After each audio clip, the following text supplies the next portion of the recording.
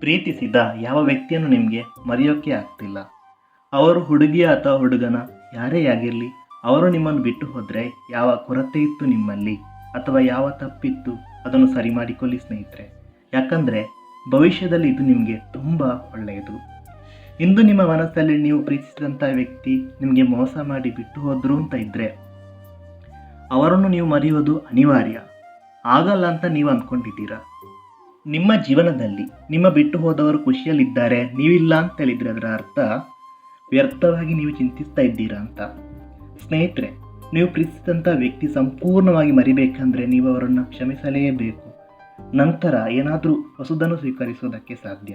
ಇಲ್ಲ ಅಂದರೆ ನೀವು ಅವರನ್ನು ಪೂರ್ತಿಯಾಗಿ ಮರೆಯೋಕ್ಕೆ ಕೆಲವು ವರ್ಷಗಳೇ ಹಿಡಿಯಬಹುದು. ಇವತ್ತು ನಿಮಗೆ ಇದು ಆಗಲ್ಲ, ಸಾಧ್ಯವಿಲ್ಲ.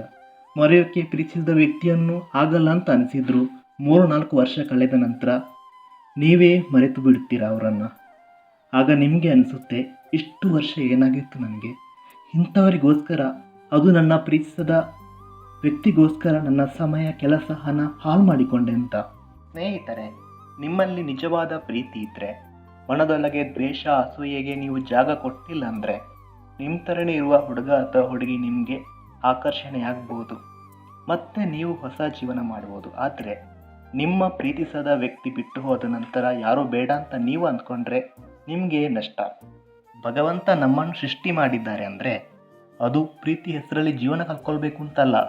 ಅಥವಾ ನಾವು ಪ್ರೀತಿಸಿದ ವ್ಯಕ್ತಿಗಳು ಬಿಟ್ಟು ಹೋದ ನಂತರ ಯಾರಾದರೂ ಅವನ ಪ್ರೀತಿ ನಿಜವಾಗಿತ್ತು, ಪ್ರೀತಿಸಿದವಳು ಹೋದ ನಂತರ ಕೂಡ ಅವನು ಮದುವೆ ಆಗಿಲ್ಲ ಅನ್ನೋ ಒಂದು ವಾಟ್ಸಪ್ ಸ್ಟೇಟಸ್ಗೋಸ್ಕರ ಖಂಡಿತ ಅಲ್ಲ ಸ್ನೇಹಿತರೆ.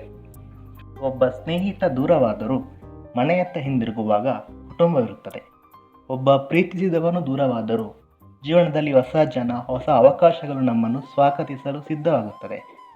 ಪ್ರೀತಿಸುವುದು ಒಬ್ಬರಿಂದ ಆದರೆ ಬದುಕುವುದು ಒಬ್ಬರಿಗೋಸ್ಕರ ಮಾತ್ರವೇ ಆಗಬಾರ್ದು. ಒಬ್ಬರು ಬಿಟ್ಟು ಹೋದರೂ ಇಷ್ಟವಾಗಿರುವ ಕೆಲಸದಲ್ಲಿ ಬಿಡದೆ ಮಾಡ್ತಿರೋದು, ಮನೆಯವರೊಂದಿಗೆ ಪ್ರೀತಿ, ಹೊಸ ಕನಸು, ಇವುಗಳಿಂದ ಮನಸ್ಸು ಖುಷಿಯನ್ನು ಪಡೆಯಬಹುದಾಗಿದೆ. ಒಂದು ದಾರಿ ಮುಚ್ಚಿದ್ರೆ GPS ಕೂಡ ಹೊಸ ದಾರಿಯನ್ನು ಹುಡುಕಿಕೊಡುತ್ತದೆ. ಅದೇ ರೀತಿ ಪ್ರೀತಿಸಿದವರು ಹೋದಾಗ ಪ್ರೀತಿಯ ದಾರಿ ಮುಚ್ಚಿದ್ರೆ ಜೀವನ ಎಂಬ GPS ನಮಗೆ ಹೊಸ ಅವಕಾಶ ಮತ್ತು ಹೊಸ ಪರಿಚಯಗಳೊಂದಿಗೆ ನಮಗೆ ಸಂತೋಷ ಕೊಡುವ ಪ್ರೀತಿಯ ದಾರಿ ತೆರೆದುಕೊಡುತ್ತದೆ. ಜೀವನದಲ್ಲಿ ಸ್ವಾರ್ಥ ಬೇಕು, ಆದರೆ ತನ್ನಗಾಗಿ ಅಷ್ಟೇ ಯೋಚಿಸುವಂಥ ಸ್ವಾರ್ಥ ಪ್ರೀತಿ ಇರಬಾರದು. ಮತ್ತು ಅಂಥ ಪ್ರೀತಿಯನ್ನು ಯಾರಿಂದಲೂ ನಾವು ಸ್ವೀಕರಿಸಲೂಬಾರದು.